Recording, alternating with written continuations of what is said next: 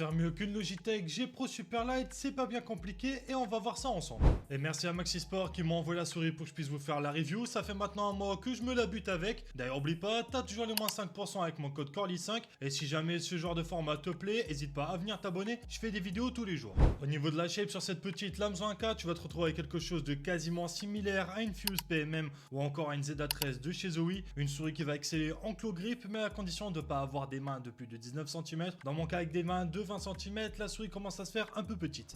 Niveau qualité globale, franchement, c'est très bien. J'ai pas de craquelure ou autre chose qui pourrait me faire dire que la souris est allée se détériorer avec le temps. Seul bémol, c'est au niveau du coating qui est un peu moins bon que ce que j'avais eu par exemple sur ma Lamzo Maya X.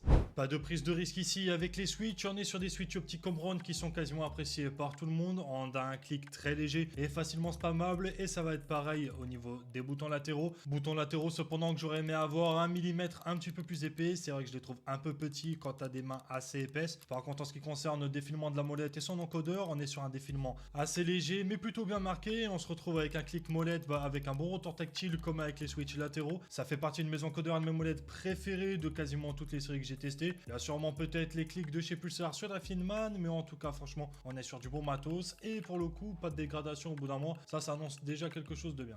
Le capteur Pixar 3950 fait ce qu'on lui demande, c'est-à-dire d'être performant et moins énergivore qu'un Temps 395. Au niveau de l'autonomie en 1000 Hz, j'étais à peu près à une semaine d'utilisation.